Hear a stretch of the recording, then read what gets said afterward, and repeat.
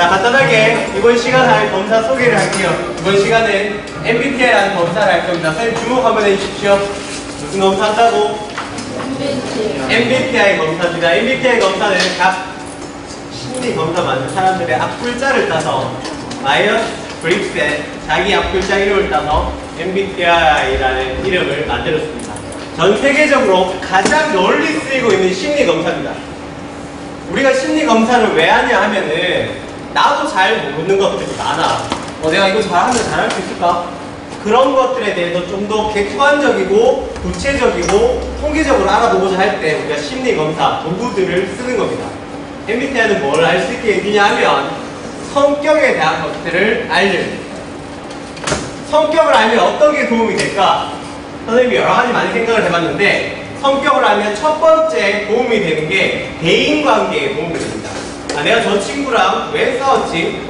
내가 부모님이랑 왜 이렇게 다퉜지? 라는 것들을 생각하게끔 해주고 다음번에 저 친구한테 이야기할 때는 어떻게 해야 되겠다라는 방법들을 제시해 줄 수 있는 게 이 성격 유형 검사입니다. 두 번째, 쌤 한번 봅시다.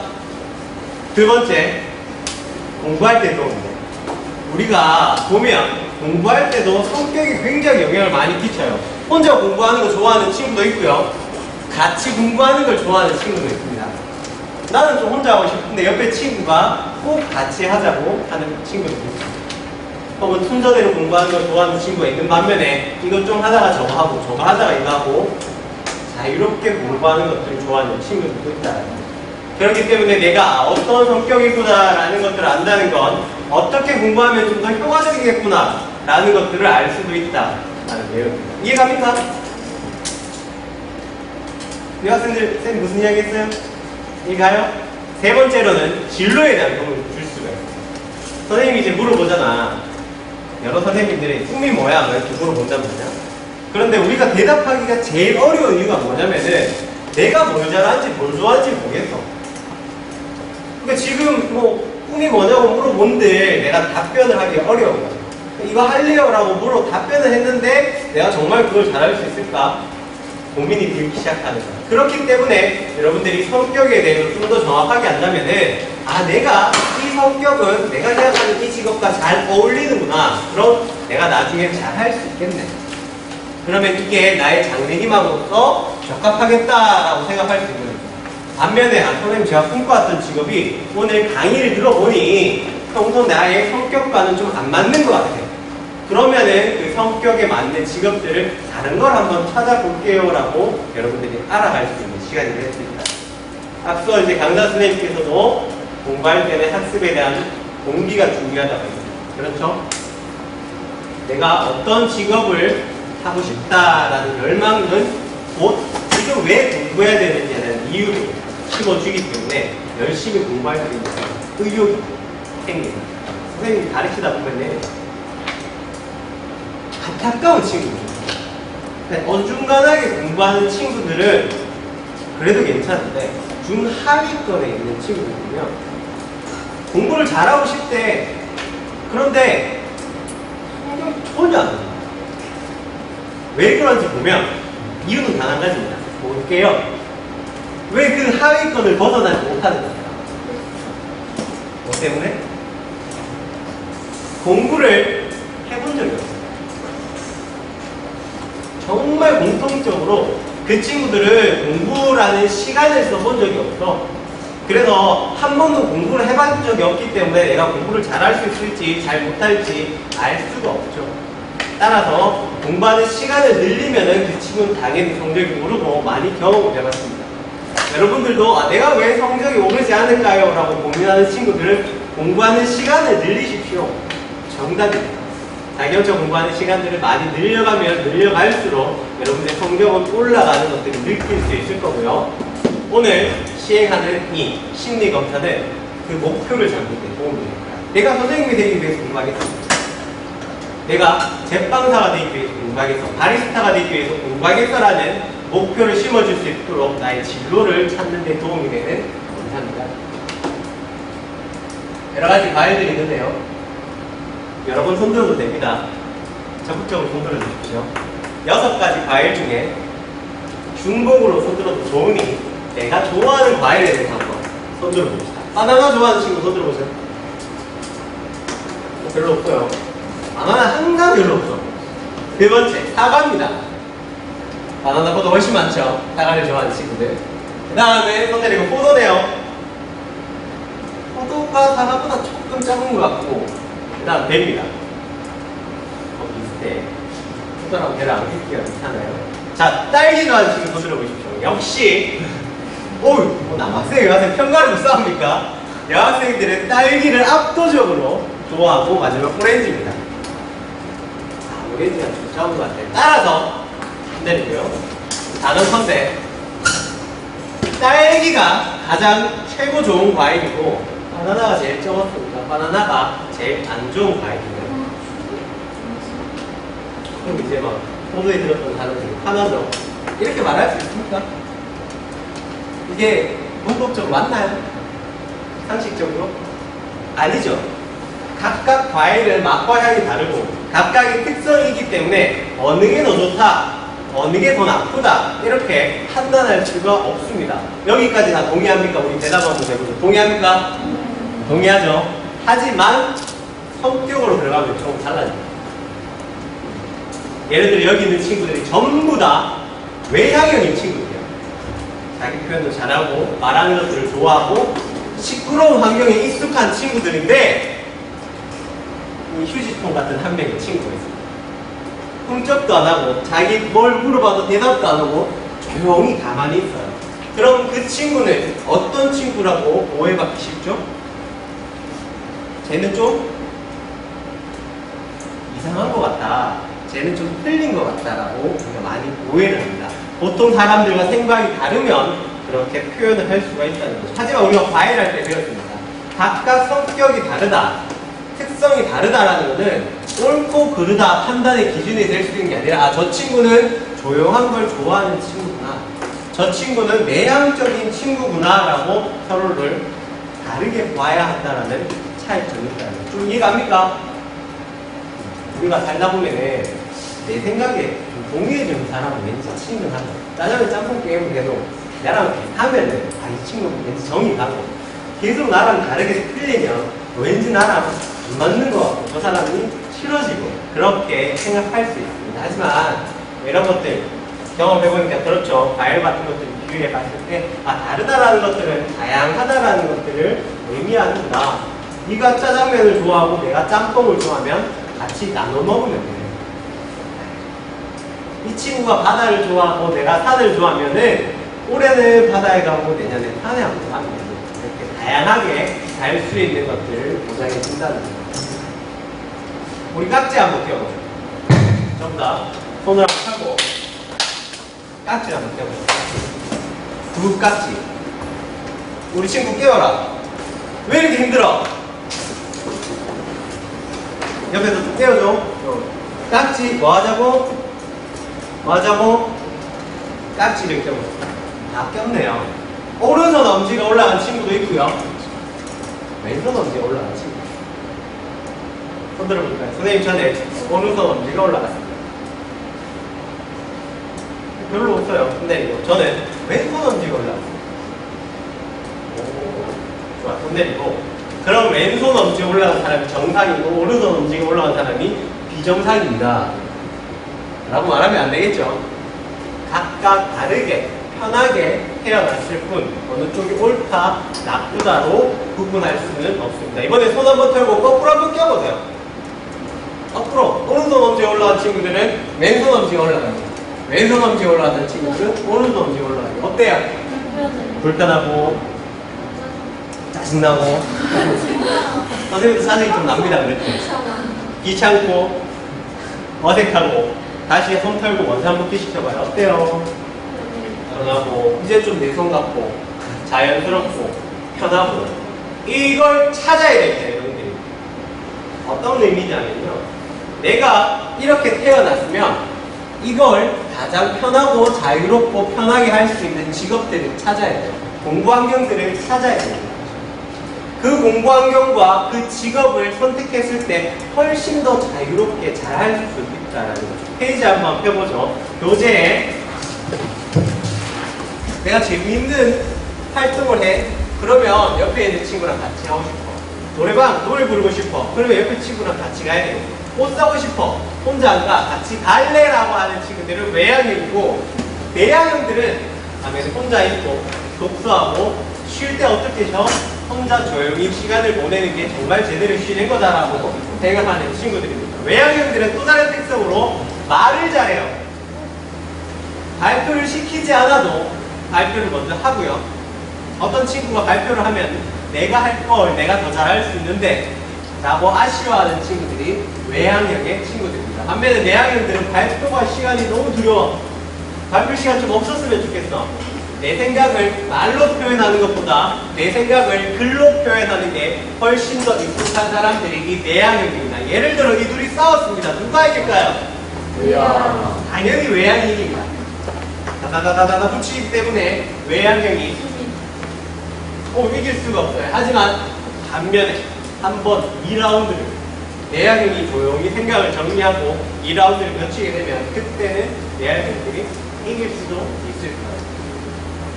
오죽하면 외향형들은 생각이 정리되지 않아도 말을 하고 행동을 합니다. 행동을 하고 말을 하다 보면 생각이 정리되는 기적이 발생하죠. 네가 조별 활동을 할 때 불현데 이렇게 발표를 하다 보니까 굉장히 내가 멋있는 말을 했어. 하지만 다시 하려고 하면은 기억이 나지 않아. 다시 할 수 없어. 그런 사람들은 외향형일 거고요. 내향형들은 생각이 정리가 되어야 행동을 할 수 있어. 그럼 둘이 서로 어떻게 보냐면요. 외향형들은 내향형을 볼 때 답답해. 말도 안 하고 행동도 안 해. 속이 터져. 뭘 물어보잖아? 대답을 안 해. 그런 사람들. 반면에 내향형들은 외향형을 볼 때 어떻게 보냐면은 너무 시끄러워. 너무 활발한 거야. 그래서 흔히들 이런 표현을 많이 합니다. 나대지 좀 마라. 너무 나댄다. 라는 표현들을 많이 하는 게 내향형이 외향형들을 바라볼 때 차이입니다. 친구 관계도 그렇죠. 이렇게 새로운 만나는 사람들이 있을 때 먼저 다가가고 안녕하세요. 저는 누구누구입니다. 라고 인사하는 쪽은 외향형입니다. 선생님도 학교 다닐 때 한 친구는 새로 이렇게 학년이 올라가면 한 명씩 다니면서 다 인사를 한다고. 나는 누구야? 앞으로 잘 지내자. 굉장히 외향형이 강한 친구들이죠. 반면에 내향형들은 누가 날 소개해 줄 때까지 좀 기다리죠. 옆에 친구가 이 친구는 내 친구 누구야 라고 소개해 주는 것들이 편하고요. 내가 먼저 다가가기보다는 다른 사람들이 다가와줬으면 좋겠어요. 사실은 다가오는 것도 좀 두려워. 먼저 말 걸고 너무 쉽게 친한 척하면 나는 이제 좀 어색하고 불편해 라고 생각하는 점이 이 내향형. 친구 관계는 어떨까요? 외향형들은 친구가 많아. 하지만 관계는 얕다. 내향형들은 몇 명의 친구가 없지만 깊이가 다른 외향형입니다. 이해할 받는 모습입니다. 자, 여기까지 설명했으니까 외향형인 것 같습니다. 손 들어보세요. 손 내리고 저는 내향형인 것 같습니다. 손 내리고 저는 잘 모르겠습니다. 자, 잘 모르겠는 친구들을 위해서 선생님 몇 가지 질문을 던져볼게요. 자, 새로운 모임을 갑니다. 설레입니까? 아니면 걱정이 됩니까? 어떤 생각이 드나요, 우리 친구는? 새로운 모임을 가게 됩니다. 기대되는 게 많아요? 아니면 걱정되는 게 많아요? 자, 이 만약에 외향형이라면 기대되는 것이 많을 거고요. 걱정이 된다면 내향형일 겁니다. 한 가지 더 질문을 던져볼게요. 가장 친한 친구가 누굽니까?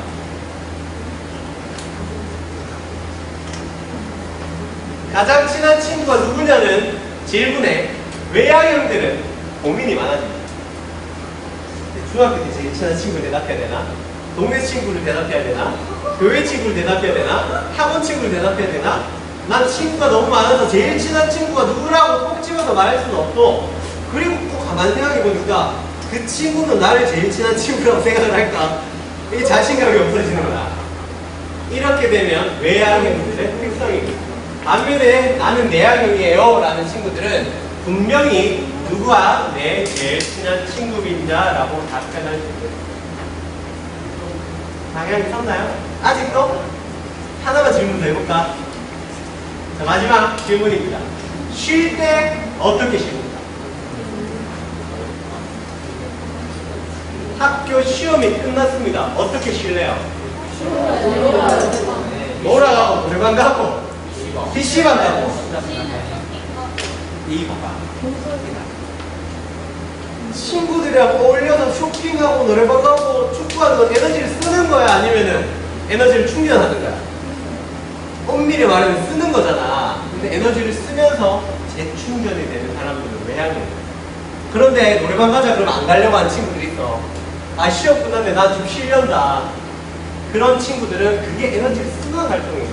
그래서 혼자 정말 편하게 쉬는 것, 아무것도 하지 않고 독서를 한다거나 아니면 정말 친한 친구랑 대화를 한다거나 이런 소수의 관계를 통해서 에너지를 충전하는 사람들은 내향형.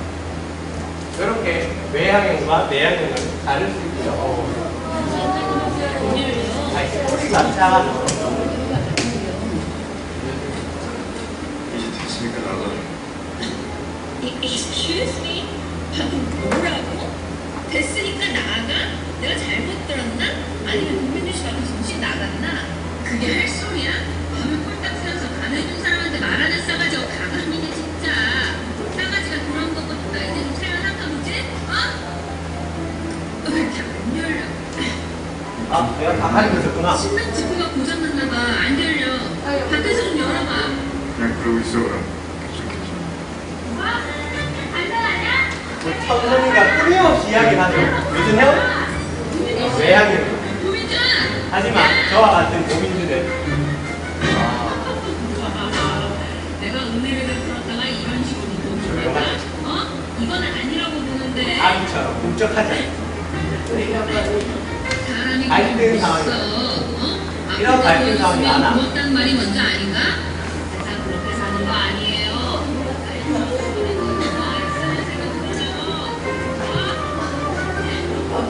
이거 빨리 열어줘. 대단하죠? 대단합니다. 하나,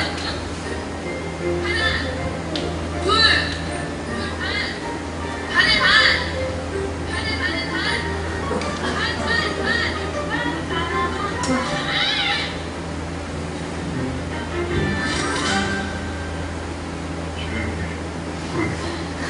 이게 바로 내향형이 던지는 한마디입니다. 조용해라. 뭐라고. 외향형과 내향형은요, 서로 생각하고 대답하기까지 걸리는 시간이 확실히 다릅니다. 외향형들은 보통 질문을 던지면 대답하는데 2초가 걸립니다. 내향형들은 질문을 던지면 대답하는데 7초가 걸립니다. 몇 초의 차이가 있어요? 5초의 차이를 외향형들은 못 기다리는 거야. 이걸 기다려줄 수 있어야 됩니다. 여자친구가 있고 아내가 있고 친한 친구가 있다면 서로 나랑 반대이죠. 나는 외향형인데 상대가 내향형이에요. 그러면 어떤 질문을 던지고 생각을 물어봤을 때 기다려줄 수 있는 외향형들의 자세가 필요하고요. 내향형들은 외향형들, 저 친구에게는 좀 더 내 생각을 빨리 대답해야 되겠구나. 내 생각을 조리 있게 이야기를 해줘야지 저 친구가 내 생각을 알겠구나 라는 것들을 이해해야 됩니다. 외향형들은 잘 발달되면 매력적이고 열성적인 사람 비춰지지만 이 중에도 너무 외향적인 사람이 있습니다. 난 너무 외향적이야. 그런 사람들은 자랑하고 소란 이럴 수 있거든. 이렇게 되지 않도록 조심해야 됩니다. 내향도요 좋아요. 깊이 있고 신중하고 타고난 장점들을 가지고 있는데 너무 내향적이면 다른 사람들이랑 상대하려고 하지 않고 반응을 하지 않고 쌀쌀맞은 사람처럼 보일 수 있습니다. 따라서 긍정적인 방향으로 여러분들의 외향과 내향을 사용했으면 좋겠습니다. 외향, 내향 이해가 갑니까? 이해가 갑니까? 대답은 이해가 좀 안 가나 봐. 이해가 가나요? 외향형들은 어떻게 공부하는 게 도움이 될까? 친구들이랑 함께 서로 물어보면서 그렇게 공부하는 게 도움이 될 거고요. 내향형들은 어떻게 공부하는 게 도움이 될까? 혼자 자신만의 시간을 많이 갖는 게 도움이 될 겁니다. 자, 이번에 두 번째로 넘어가겠습니다. 감각과 직관형입니다. 감각과 직관의 차이는 어려우니까 선생님 한번 따라볼게요. 우리 초등학생처럼 생각의 차이. 생각의 차이. 자, 하나, 둘, 셋. 생각의 차이. 감각과 직관은 같은 걸 보더라도 다른 생각을 한다는 의미입니다. 사과를 보여드리겠습니다. 어떤 생각이 드나요? 맛있겠다. 아, 자연스럽게. 빨갛고 먹고 싶고. 먹고 싶고. 앞에 학생. 붙여버리고 싶다. 만지고 싶고. 대단할까? 자, 우리가 감각형이라고 부르는 사람들은요, 오감을 사용해서 정보를 받아들이고 그걸 생각하고. 오감이 뭐가 있죠? 촉각, 미각, 시각, 청각, 후각, 5가지를 통해서 정보를 받아들이죠. 사과를 먹어보니 맛있고, 지금 보니 빨갛고 라는 정보들을 받아들이는 건 감각형에 해당합니다. 반면에 직관형들은 달라요. 다양한 아이디어들이 떠오르는 사람들이 이 직관형입니다. 이들은 내가 먹어보지 않더라도, 내가 보지 않더라도 내 머릿속에서 떠오르는 영감과 직감들이 훨씬 더 강한 사람들입니다. 차이점 이해가나요? 즉, 보이는 것만 믿는 사람들, 내가 경험한 것들 위주로 생각하는 사람들은 감각형의 사람들이고요. 내가 경험해보지 않아도 내 머릿속에 떠오르는 영감과 아이디어들을 보다 중요시하게 생각하는 사람들은 직관형에 해당합니다. 어떤 일을 시켜놓으면 감각형들은 실제, 현재 중심으로 일을 하는 행동은 감각형이고요. 직관형들은 그런 것들보다는 육감과 아이디어에 초점을 맞추게 됩니다. 예를 들어, 이걸 누가 만들었죠?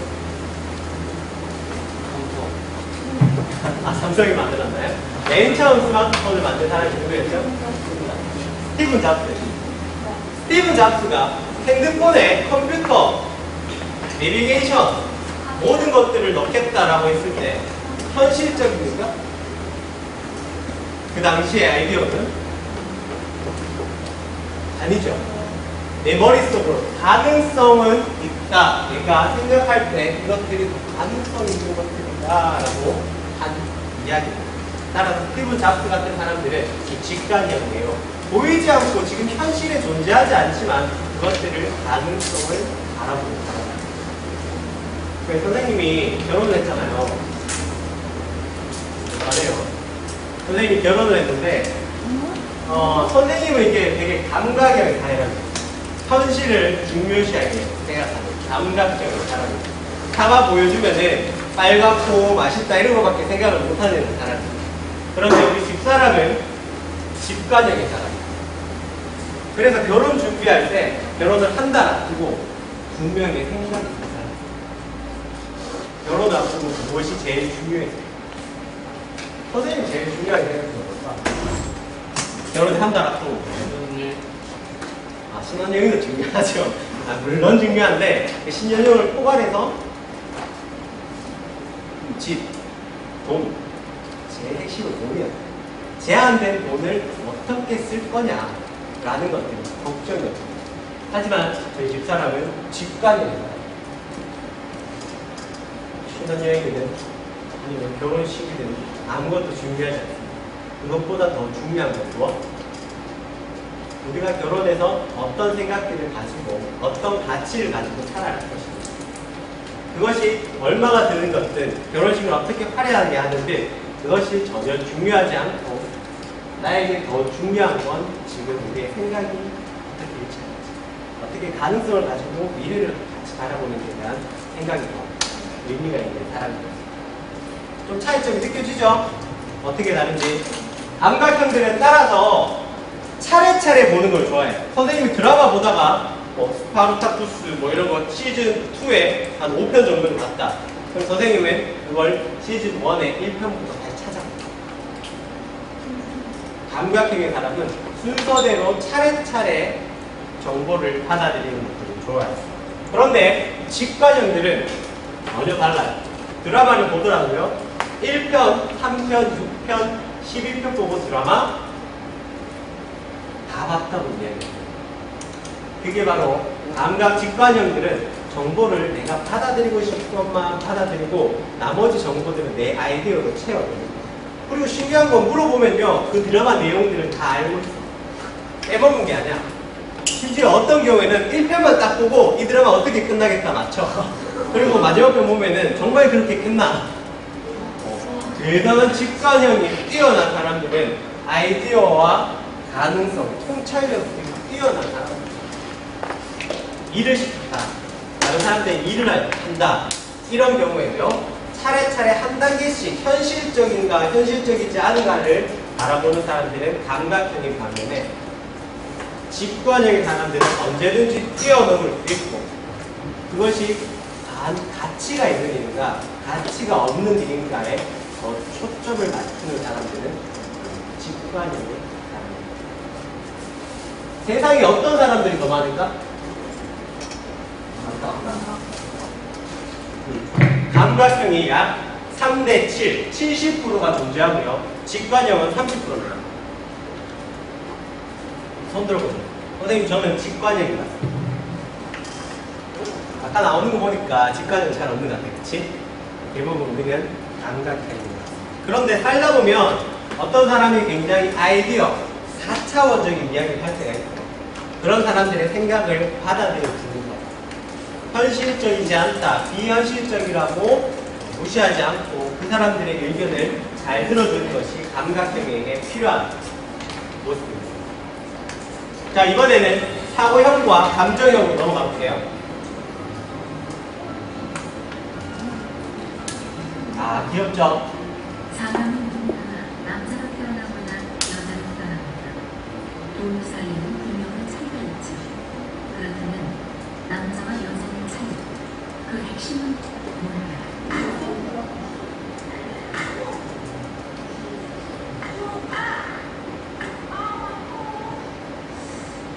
함께 놀던 엄마가 망치에 손을 다친 척합니다. 엄마가 다친 척을 하고 아이의 반응을 하고 있어요. 아이는 엄마가 다친 게 마치 자기 잘못이라는 것처럼 울먹이다니 급기야 울음을 터뜨립니다.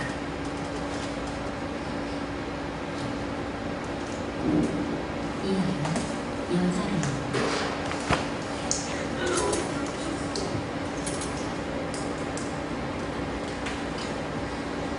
또 다른 여자아이를 볼까요?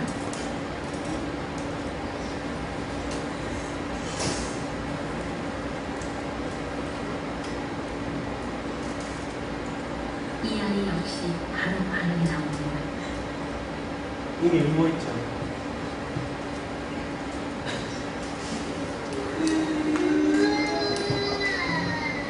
대우를 다툽니다. 여자아이들은 보통 상대방이 다쳤다고 하면 평소에 그 아픔에 공감을 합니다. 자, 이번에 이제 우리 같은 남자애들, 그럼 우리 같은 남자들 볼까요? 감정보다는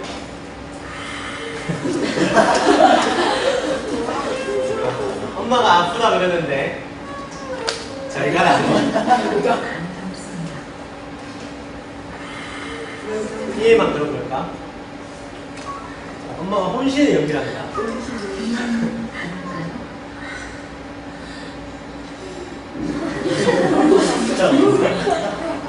이게 바로 감정형과 사고형의 차이점입니다. 원래 태어나면서부터 남자와 여자는 감정형과 사고형을 조금씩 더 가지고 덜 가지고 태어나게 됩니다. 사고형들은 결정을 할 때 머리를 써서 결정합니다. 바로 이성적이다 라는 의미고요. 감정형들은 결정을 할 때 마음을 통해서 결정합니다. 어떤 의미냐? 사고형들은 다른 사람들의 감정에 공감하기보다는 어느 것이 더 논리적인가, 어느 것이 더 이성적이고 합리적인 결정인가에 초점을 맞추고요. 감정형들은 그것이 조금 이성적이지 않고 그것이 좀 덜 합리적이더라도 내 사람이라면 내가 마음이 아프면 도와줄 수 있다. 차이죠. 일을 할 때 사고형들은 딱 칼로 자르듯이 벨 수 있어요. 정의와 공평을 중요시하기 때문에 아무리 내 친구라도 눈 감아줄 수 없습니다.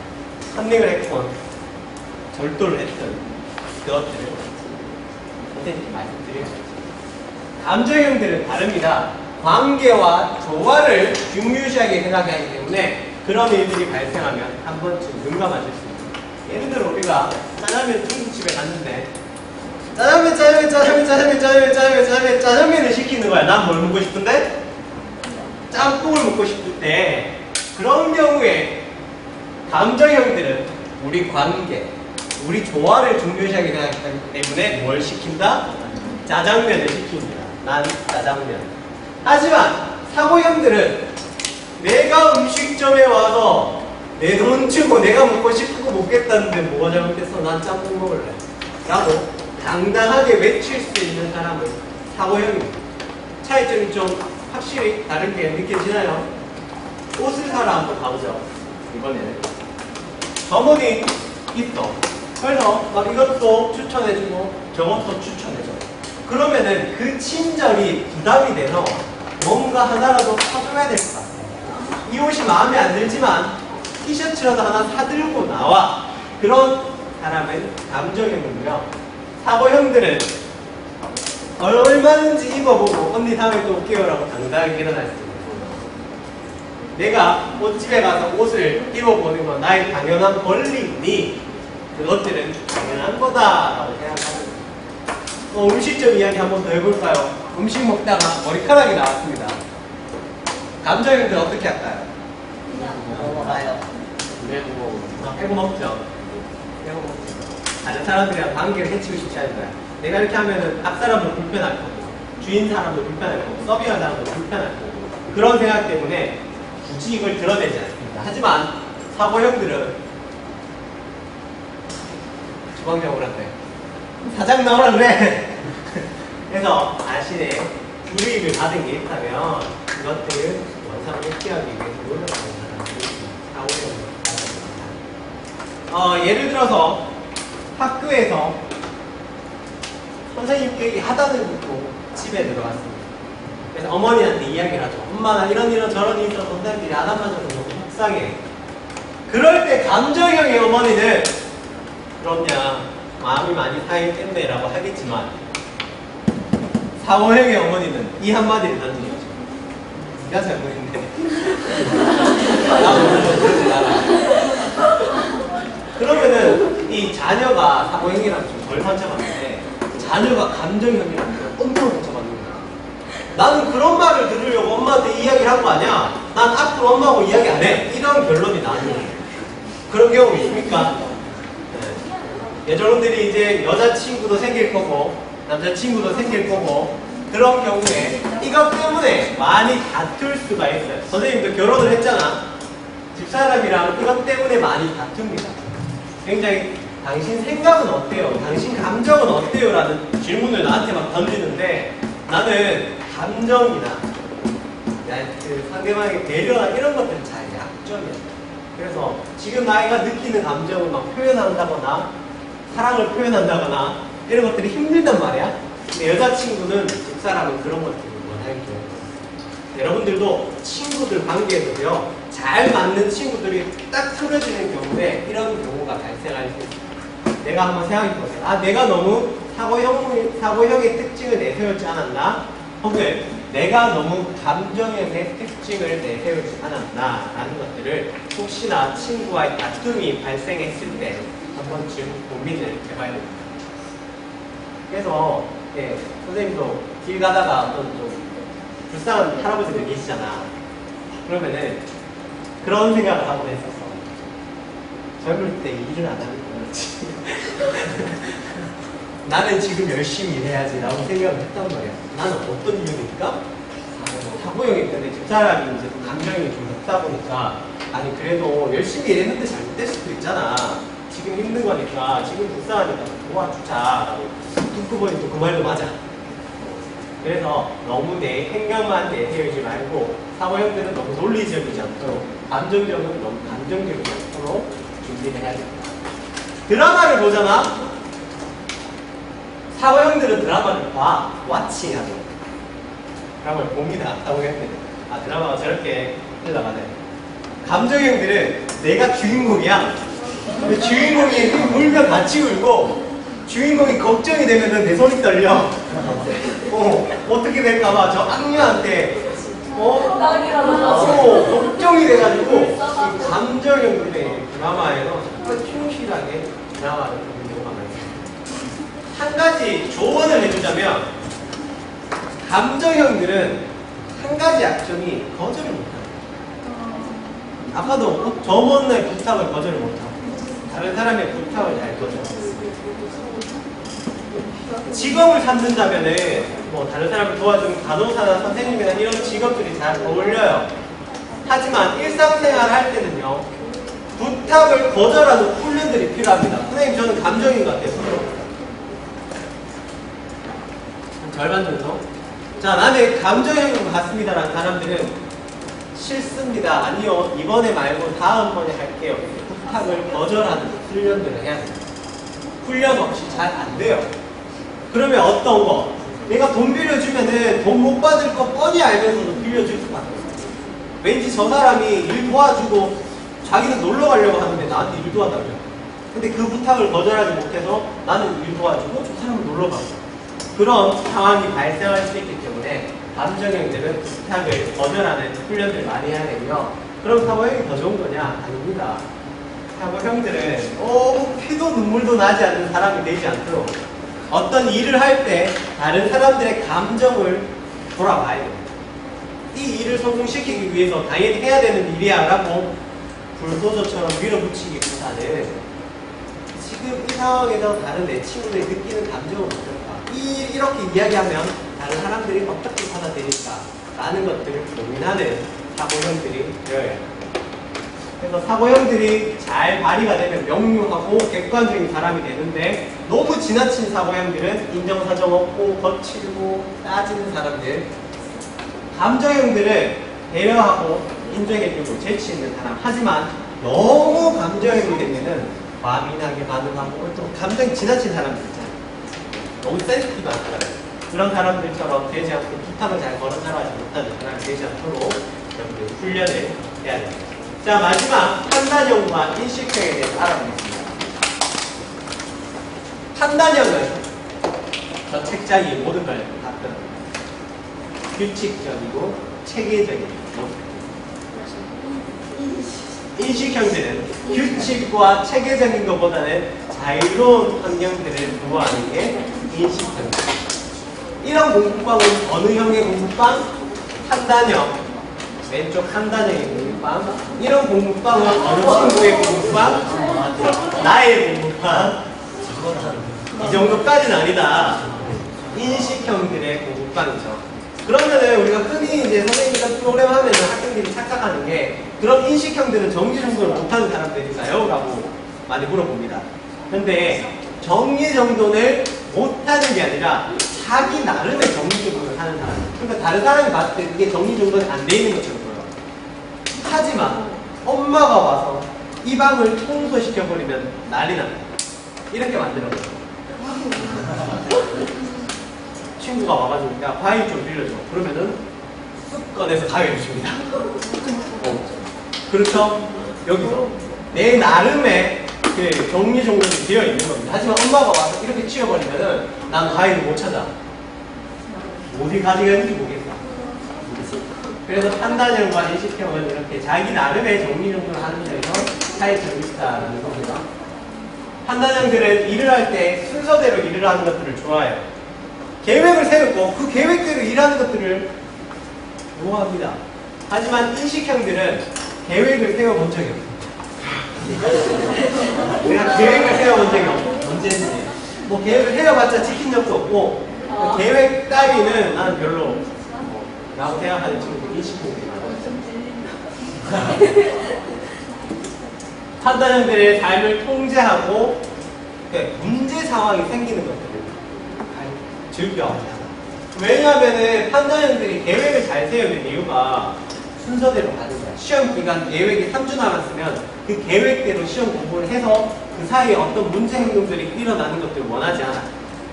그 계획대로 지켜나가는 거야. 하지만 인식형들은 달라. 언제든지 문제 상황이 발생할 수 있고 그 문제 상황에 적응해가면서 스케줄을 관리하는 게 훨씬 더 효율적이라고 생각하는 사람. 내일 만약에 너 3주차 계획을 짜놨는데 내일 갑자기 아파서 하루를 빼먹었어. 그럼 어떡해? 다시 또 계획을 세울 거야? 그렇기 때문에 난 계획을 안 세우겠어. 이런 논리라든가. 그럼 뭐 여유있게 다시 또 바꾸면 되지 라고 생각하는 사람들이 인식형들이에요. 그런데 오늘 우리가 자기주도적 학습에 대한 이야기를 할 때는요. 잠깐만 주목합시다. 우리가 자기주도적 학습을 이야기하는 입장에서는 청소년들의 대부분이 이쪽에 해당합니다. 이쪽에 해당합니다. 인식형들이 많아요. 계획을 세워본 적이 없어. 지켜본 적이 없어. 그래서 그게 힘든 거야. 선생님이 처음 시작할 때 하위권에 맴도는 학생들은 뭘 안 해봐서 못하고? 해본 적이 없어. 혼자 3시간, 4시간 앉아서 공부를 해본 적이 없기 때문에 그게 힘든 겁니다. 따라서 이 인식형들 여러분들 검사 결과 받으면 대부분들이 다 인식형이야. 장담하건대 가슴에 손을 얹고 그런 친구들은 계획을 세워보는 훈련들을 한 번 정도는 해봐야 돼. 해보고 나서 내가 실천을 해보니 잘 되더라. 아니면 실천을 했는데 그게 힘들더라. 그런 것들을 점검해 나가는 것들이 필요하다. 아마 이 중에 인식형들 진짜 많을 건데 선생님 인식형들이 나쁘다고 하는 소리가 아니라 한 가지는 개선을 해야 돼요. 인식형들은 시간 관리에 대해서 너무 못하는 친구와 약속을 하잖아? 그러면은 인식형들은 대충 흘려듣고 대충 내 편한 시간대에 나가. 근데 그 약속한 친구가 판단형이야. 정확하게 정각에 나와서 기다리고 있거든. 그럼 둘이서 싸우는 거지. 그게 계속 반복이 돼. 그렇기 때문에 인식형들은 시간 배려, 시간 약속을 잘 지키는 거에 대해서는 훈련을 할 필요가 있어요. 선생님이 한 친구한테 맨날 지갑에 물어봤어. 집이 어디야? 나 버스 타고 오는데 그래서 좀 집에 가는구나. 버스 타고 오는데 20분밖에 안 걸린대. 바로 코앞이야. 근데 왜 항상 지갑을 하니? 라고 물어보니까 내가 집에 딱 나왔는데 버스가 바로 오네. 버스가 신호등도 한 번도 안 걸리고 학교 앞에 딱 나를 내려줘. 그리고 횡단보도가 바로 파란불이야. 그리고 건너서 학교에 딱 등교한 게 몇 분이야? 20분이야. 나는 그걸 경험해 봤거든. 그러면 우리 집에서 학교까지 거리는 얼마? 20분이야. 그럼 나 항상 몇 분 전에 나와? 20분 전에 나와. 근데 그런 일이 자주 벌어집니까? 그렇지 않죠. 그런 일이 항상 지적을 하더라. 그래서 내가 생각하는 시간이 아니라 다른 사람이 생각하는 시간들에 대해서 공유할 필요가 있고요. 좀 더 판단형들의 시간에 맞춰서 체계적으로 맞춰줄 수 있는 훈련들이 필요합니다. 시험 공부를 하면 판단형들은 계획을 잘 세우고 그 계획대로 스케줄대로 차례차례 공부를 해 나갑니다. 시키지 않아도 그 유형에 따라. 하지만 인식형들은 미루고 최후의 임박한 순간 정말 지금이 아니면 안 될 그 시점부터 시작해요. 방학 숙제를 하라고 하면 하루 전에, 3일 전에 호인과 같은 능력을 발휘해서 내가 평소에 이렇게 공부했으면 서울대를 12번도 갔을 정도의 능력들을 발휘해서 일을 처리해 나갑니다. 시험 공부 때 생각해보면요. 그 시험 하루 전을 남겨두고 그 대면 시간에 발휘하는 그 집중력은 평소에 저는 집중력이 없어서 공부가 힘들어요 라고 말하는 나와는 전혀 다른 모습이죠. 항상 그 수준을 유지할 수만 있다면 그야말로 난 서울대를 12번도 갈 수 있었어요. 네, 4번도 그 수준만 유지해 나갈 수 있다는 그 집중력을 유지할 수 있습니다. 따라서 우리가 결과를 보면 대부분 인식형들이 나올 건데 인식형들아 내가 그 잘하는 집중과 그 잘하는 나만의 시간 관리를 좀 더 길게 계획적으로 세워서 늘려서 일을 할 필요가 있습니다. 자, 이렇게 해서 16가지 유형들이 나오게 됐습니다. 선생님 혹시 검사 결과 다 마쳤나요? 예. 네, 그럼 학생들께 좀 나눠주시면 감사하겠습니다. 궁금하죠? 여러분들이 한 시간 동안 추측했던 유형이랑 실제 내가 검사에서 나온 검사 결과 유형은 어떨지.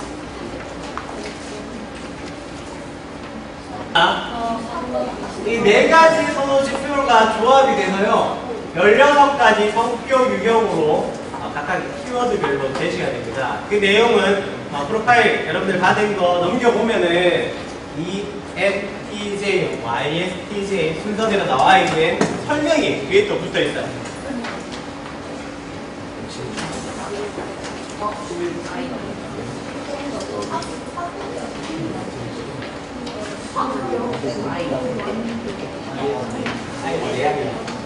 이야기 11페이지 보면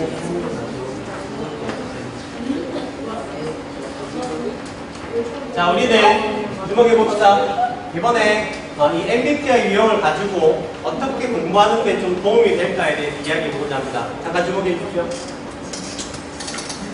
오케이. 기질별로 나눠볼 텐데요. 손 들어봅시다. 선생님, 저는 S와 P가 있습니다. 손 들어주십시오. S와 P가 있습니다. 손 내리고. 선생님, 저는 S와 J가 있습니다. 좋습니다. 손 내리고. 선생님, 저는 M과 F가 있습니다. 손 내리고. 선생님, 저는 N과 T가 있습니다. 오, NT가 한 명밖에 없습니까? 잘 안 나오는 유형입니다. 선생님 4가지 유형에 대해서 어떤 공부 방법이 어울리고 어떻게 하면 더 잘할 수 있을 거다에 대해서 간단하게 이야기해 줄 테니까요. 자기 유형 나오면은 주목해서 들으십시오. 자, 먼저 SJ 손 들어보죠. SJ 손 내리고. 자, SJ 유형들은요. S가 현실적이라고 했어요. 그렇죠? 현실적인 사람이고요. J는 계획적이고 스케줄대로 순서를 잘 지켜서 공부하는 친구들입니다. 이들은 사실 모범생입니다.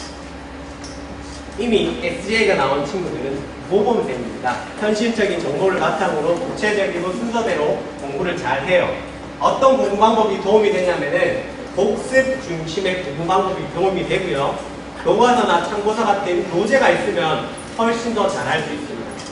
그리고 강의 실속, 선생님이 하나, 둘, 셋, 넷 가르쳐주는 것들을 선호해요. 이게 더 편해.